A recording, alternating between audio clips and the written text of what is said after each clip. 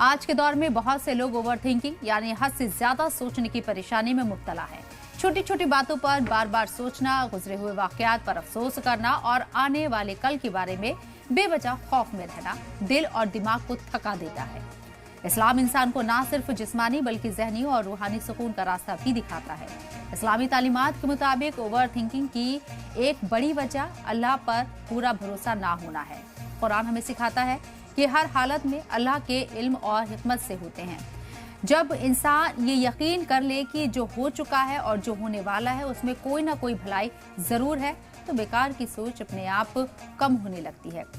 ذکر اور دعا اوور تھنکنگ کا سب سے اثردار اسلامی علاج ہے۔ قرآن میں آیا ہے کہ دلوں کا سکون اللہ کے ذکر سے ملتا ہے۔ اسلام ہمیں حال میں جینے کی تعلیم دیتا ہے۔ صبر اور شکر بھی اوور تھنکنگ سے بچاتے ہیں۔ مصیبت میں صبر اور آسانی میں شکر کرنے والا انسان حالات کے دباؤ میں نہیں آتا۔ وہ جانتا ہے کہ ہر حالت بدلنے والی ہے اور اللہ کی رحمت قریب ہے۔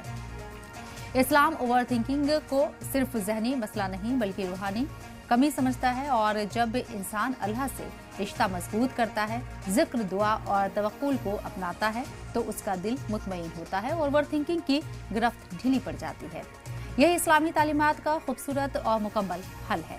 اور اس موضوع پر بات کرنے کے لیے جو خاص مہمان ہمارے ساتھ چرچا میں شامل ہو رہے ہیں ان کا تعارف آپ سے کرانا چاہیں گے۔ خوشحال احمد صاحب سائیکولوجسٹ ہمارے ساتھ اس چرچا میں موجود ہیں۔ خوشحال احمد صاحب، استقبال ہے آپ کا سلام ٹی وی میں۔ سب سے پہلے آپ سے جاننے کی یہی ہم کوشش کریں گے کہ کیسے اس پوری بیماری کہوں کیا کہوں میں اوور تھنکنگ، اس سے کیسے بچا جائے، اسلامی طریقہ آپ کیسے دیکھتے ہیں اس میں؟ وعلیکم السلام۔ سب سے پہلے آپ کا بہت شکریہ دعوت دینے کے لیے۔ اوور تھنکنگ کا مسئلہ نوجوانوں میں خاص طور پہ بڑھتا جا رہا ہے۔ اس کی ایک خاص وجہ یہ ہے کہ ہم جو ہے اس کو صرف فیتھ کا مسئلہ کہنا شاید درست نہیں ہوگا۔ یہ ایک سائیکولوجیکل پیٹرن ہے جہاں پہ ہم یا تو ماضی کے کچھ ایونٹس میں پھنس جاتے ہیں، اس کے بارے میں بار بار سوچتے ہیں، یا جو ہے مستقبل کی کچھ چیزوں کو لے کے ہم پریشان ہو جاتے ہیں۔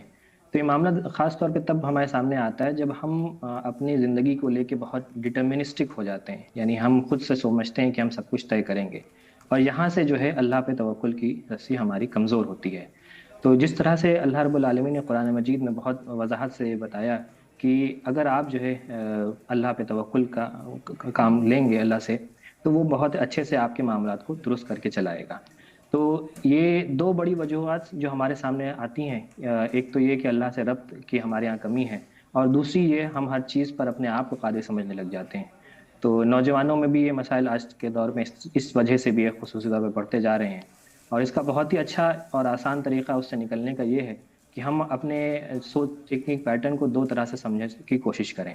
پہلی تو یہ کہ ہم جو اس چیز کو لے کے سوچ رہے ہیں، پریشان ہیں، اس میں یہ جاننے کی کوشش کریں کہ کیا یہ واقعی ہمارے ہاتھ میں ہے۔ اگر ہمارے ہاتھ میں ہے، ہم اس کو کر سکتے ہیں، تو ہم اس پہ سیدھے ایکشن کریں اور اس پہ عمل پیرا ہوں۔ دوسری چیز یہ کہ جب ہم اپنے تھنکنگ پیٹرن میں کچھ ایسی چیزوں میں پہنچیں جہاں پہ ہم کو یہ احساس ہو کہ یہ ہمارے ہاتھ میں نہیں ہے، تو وہ اسی مومنٹ میں ہمیں اللہ پہ اپنے توکل کو مضبوط کرنا ہے، اور ان چیزوں کے تعلق سے اللہ پر ہم مکمل ایمان رکھنا ہے کہ اللہ رب العالمین اس چیز کو آگے لے کے جائے گا۔ اور ہمارے یہاں ذکر و اذکار کی بہت زیادہ اہمیت اسی تعلق سے ہے کہ بار بار ہم اللہ کو یاد کرتے ہیں اور اپنے معاملات کو اللہ کے حوالے کرتے ہیں۔ بالکل، اسے آپ کیسے دیکھتے ہیں؟ انسان کا دل پریشان ہے، اس وجہ سے وہ اس طرح کی چیزیں کرتا ہے، یا پھر اپنے رب سے وہ دور ہو گیا ہے اس لیے ان چیزوں میں مبتلا ہوتا ہے؟ دیکھیے، صرف یہ کہہ دینا کہ وہ شاید خدا سے دور ہو گیا ہے، یہ شاید ناانصافی ہوگی۔ کہ ہمارے یہاں بعض دیکھیں ایسے لوگ بھی موجود ہیں جو نماز کے پابند ہیں، پھر بھی ان کا دل مضطرب ہے۔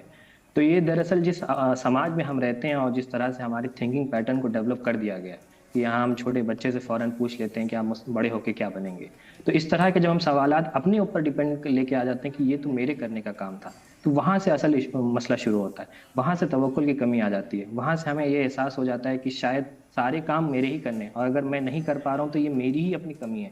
اس میں اس بات کا احساس ہونا کہ اللہ رب العالمین نے کچھ چیزیں ہمارے لیے لکھی ہیں، اس پہ ایمان لانا، وہاں سے کمزوری کا شروعات ہوتی ہے۔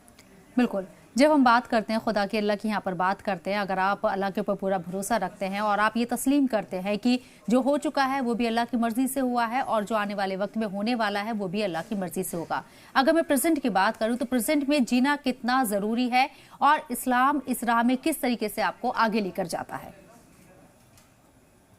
जी देखिए, असल मामला तो हमारा जो हम जिसको तज़किया या एहतिसाब कह लीजिए, जो हमारे यहाँ जो बहुत ही बुनियादी इस्लामी जो रिवायात हैं, इसमें हमें बार बार उसको उभारा जाता है कि वो बहुत एक बैलेंस्ड वे, एक एतदाल का रास्ता हमें अपनाने को कहता है, जिसमें यह है कि हम अपनी माजी के बारे में अगर गौर व फिक्र करें तो उससे सिर्फ सबक हासिल करने की कोशिश करें और अल्लाह पे ईमान लाएं कि वहाँ पे जो चीज़ें हमारे साथ हुई वो मकतूब थी।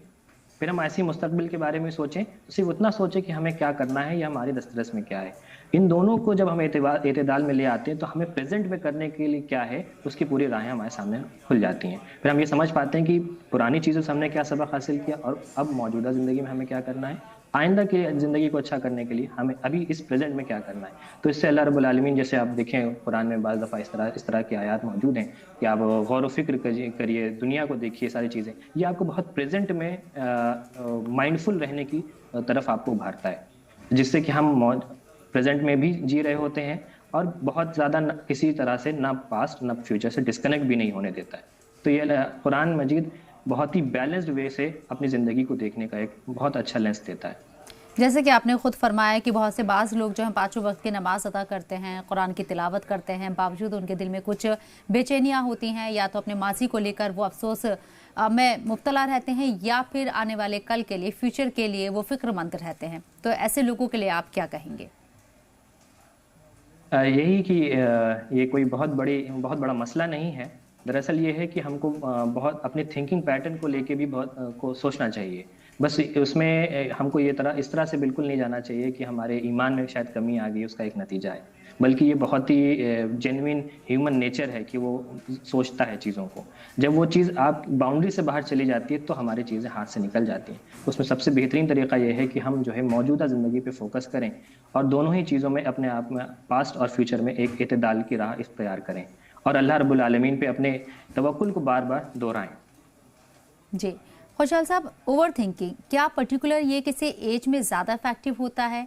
अगर मैं यंगस्टर की बात करूं, नौजवान की बात करूं, तो उन लोगों को ज़्यादा इफेक्ट करता है, बुजुर्गों को ज़्यादा इफेक्ट करता है? इस पर आप क्या कहेंगे? जी, आज के नौजवान जिस दौर में जी रहे हैं तो हर चीज़ से ओवर एक्सपोज्ड हैं।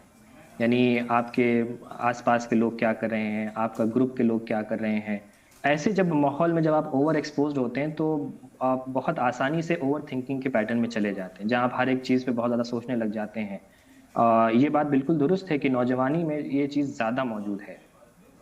हालांकि अगर आप देखें, जब आदमी एक बुजुर्ग की तरफ पढ़ता है तो उसके पास सिर्फ जो है पुरानी चीज़ों पे लेके गौर व फिक्र करना होता है। नौजवान तबका जो एक ऐसा है कि जो पुराने में भी फंसा हुआ है और आइंदा ज़िंदगी के लिए भी परेशान है।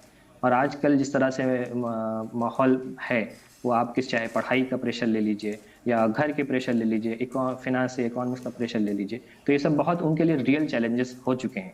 तो ये कह देना कि ये चीज़ बहुत ही गलत भी है तो ये अपने आप में शायद जायज़ बात नहीं होगी।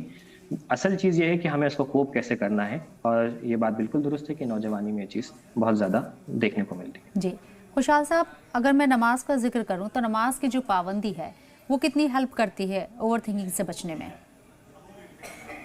देखिए, ओवर थिंकिंग के लिए जो मॉडर्न साइकोलॉजिकल इंस्ट्रूमेंट की तरह या टूल बताया जाता है वो ये है कि आप जो है अपने आप को किसी एक जगह ठहराइए, रोकिए और अपने डीप ब्रीदिंग कीजिए। इस तरह की टेक्निक्स देखने को मिलती है।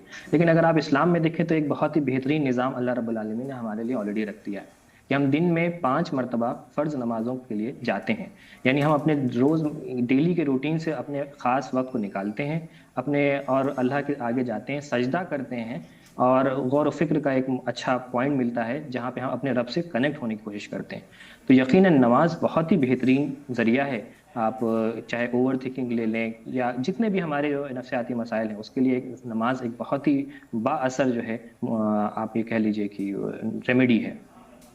जी खुशहाल साहब, सब्र और शुक्र का मैं जिक्र करना चाहूँगी। ये जो 2 अल्फाज हैं ये बहुत ही पावरफुल हैं। अगर इस पर हम अमल पैरा हो जाते हैं और इन्हें अपनी ज़िंदगी में शामिल कर लेते हैं, जो कि कहीं ना कहीं इस्लाम के भी कॉन्सेप्ट में है, ये इस पर आप कैसे रोशनी डालेंगे? देखिए सब्र और शुक्र हमारे यहाँ जो अब तक समझा गया है वो दो अलग अलग चीज़ों की तरह समझा गया है कि दो अलग अलग बातें हैं। दरअसल अगर आप इसको सच में उसकी जो उसमें तासीर है अगर उसकी तरफ आप गौर करें तो ये दोनों बिना एक दूसरे के पूरे नहीं हो सकते। यानी आप बिना शुक्र किए सब्र नहीं कर सकते और बिना सब्र किए आप शुक्र नहीं कर सकते। तो उसका एक एक आप अगर हम एक एग्जांपल लेने की कोशिश करें तो इस तरह से कि अभी मैं किसी ऐसे दौर से गुजर रहा हूं जहां पे जो चीजें मेरे हिसाब से होनी चाहिए थी वो नहीं हो पा रही हैं। तो ऐसे मोमेंट में हम सब्र तब तक नहीं कर सकते जब तक हम शुक्र ना करें अल्लाह रब्बुल आलमीन का कि जिस भी हाल में अब तक हम हैं वो वाकई लायक शुक्र है। और वहीं से वो बात निकल के आती है सब्र की। सब्र सिर्फ ये नहीं कि जो भी मामला हमारे साथ है उस पर हम खामोशी से आगे बढ़ जाएं, बल्कि उसको बहुत एक्टिव है। हमारे यहाँ सब्र को बहुत पैसिव मोड की तरह समझा जाता है, लेकिन सब्र एक बहुत ही एक्टिव चीज़ है जहाँ पे हम बहुत एक्टिवली इंगेज होते हैं इस आइडिया के साथ, इस कि अल्लाह रब्बुल आलमीन ने जो हमारे लिए आइंदा के लिए लिखा है वो हमारे लिए ज़्यादा बेहतर है। तो सब्र और शुक्र बिल्कुल हम सफ़र की तरह हैं, दोनों एक दूसरे को पूरा करते हैं अपने मानों में, और अलग अलग ये दोनों चीज़ें नहीं देखी जा सकती। बिल्कुल। अगला सवाल मेरा आपसे है कि अच्छी सोहबत यानी कि आपकी जो सर्कल होता है नेक और पॉजिटिव लोगों का हो, ये कितना हेल्प करता है? ओवर थिंकिंग जो लोग करते हैं, सोचते हैं ज़्यादा, उन लोगों को कितना हेल्प करेगा? मेरे ख्याल से एक अच्छी सोबत अगर जिसे मिल जाए वो दुनिया की बहुत बड़ी नेमतों में से एक है। और ख़ास तौर पे जिस दौर में हम रह रहे हैं जहाँ पे हमेशा एक सोशल कंपैरिजन चल रहा है, एकेडमिक कंपैरिजन चल रहा है, वहाँ पे अगर आपको एक अच्छी सोबत मिल जाती है तो ये वाक़ईतन अल्लाह की बहुत बड़ी नेमत है। वो इस तरह से भी कि जब आप उनके दरमियान होते हैं तो वो आपको अच्छाई की तरफ लेके जाते हैं, आपको बुराई से रोकते हैं। तो ये सिर्फ ऐसा नहीं है कि आपको किसी एक अमल के लिए कंटेक्स्ट में ये बात है, बल्कि वो आपकी सोच के पैटर्न के लिए भी बात है कि जब आप एक अच्छे माहौल में रहेंगे, एक हेल्दी माहौल में रहेंगे तो आपको जो है अपनी ज़िंदगी को देखने का जो ज़ाविया है वो तब्दील हो जाएगा। और दरअसल मामला जो है ज़िंदगी को देखने के ज़ाविये की ही है। तो जब तक आपकी सोहबत अच्छी नहीं होगी तो आप हमेशा एक ऐसी पोजीशन में रहेंगे जहां आप खुद को हमेशा कंपेयर करते रहेंगे, जहां पे आपको जो है जलन हसद की भी जो है कैफियतें आती रहेंगी। एक अच्छी सोहबत आपको इन तमाम बुरे जो आपके इमोशंस है उससे निकाल के आपको अच्छे इमोशंस की तरफ तरगीब देती है। और नौजवानी की हालत में ख़ास तौर पे हमें चाहिए कि हमारे नौजवान जो है अच्छी सोहबत तलाश करें। जी खुशहाल साहब, कहा जाता है कि आप जितना खुद को मशगूल रखेंगे, बिजी रखेंगे, उतना आप बुरी चीज़ों से बचेंगे या बहुत ज़्यादा नहीं सोच पाएंगे। आपका शेड्यूल अगर बहुत ज़्यादा बिजी रहेगा। मैं आपसे समझने की कोशिश कर रही हूँ कि मशगूल रहने के बहुत सारे तरीके हैं, अलग अलग तरीके से आप अपने आप को बिजी रख सकते हैं। लेकिन जब बात यहाँ पर इस्लामी पॉइंट ऑफ व्यू से हम करें तो अगर आप इस्लाम की तरफ रुजू होते हैं तो ये सबसे बेहतर और सबसे अलग कैसे हो जाता है? देखिए मशगूलियत अपने आप में एक तरीका तो हो सकती है, लेकिन ख़ास तौर पे हमारे जब साइकोलॉजी में इसको देखा जाता है तो उसको जो है एक एस्केपिज़्म की तरह देखा जाता है कि आप अपने आप को मसरूफ़ कर लें सिर्फ इसलिए कि जो है आप किसी जो है ओवर थिंकिंग का शिकार ना हो जाए। इससे हल नहीं हो सकता। इससे टेम्परेरी रेमेडी तो हो सकती है कि आप जो है उस पैटर्न में वापस नहीं जाने पाएँ, उस साइकिल में बार-बार नहीं जाने पाएँ, लेकिन उससे कंप्लीट रेमेडी नहीं हो सकती। आप खुद देखें जो नमाज का पूरा अमल है वो आपको एक यकसुई के साथ आपको तैयार करता है। तो उसमें ये नहीं है कि आप हमेशा मशगूल रहेंगे तो ही आप जो है बुरी चीज़ों या ओवर थिंकिंग से बच सकते हैं, बल्कि उसका एक ये है हमारे यहाँ जो इस्लाम में जो असल है कि हम माइंडफुल कैसे हो सकते हैं, हम जो है गॉड कॉन्शियस कैसे हो सकते हैं, यानी हम मुत्तकी कैसे हो सकते हैं। तो उसके लिए ये ज़रूरी नहीं कि हम कितना जो है इंगेज्ड हैं, बल्कि उसके लिए ये ज़रूरी है कि अगर हम खाली वक्त भी हैं तो हम उसकी भी हिफाजत करें कि वो सही तरह से इस्तेमाल हो।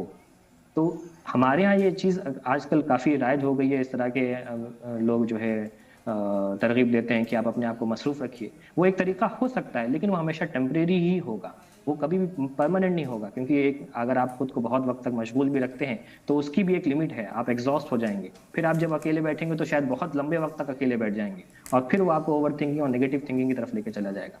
उसके लिए बेहतर है कि हम टेम्परेरीली इस चीज़ को इस्तेमाल तो ज़रूर कर सकते हैं,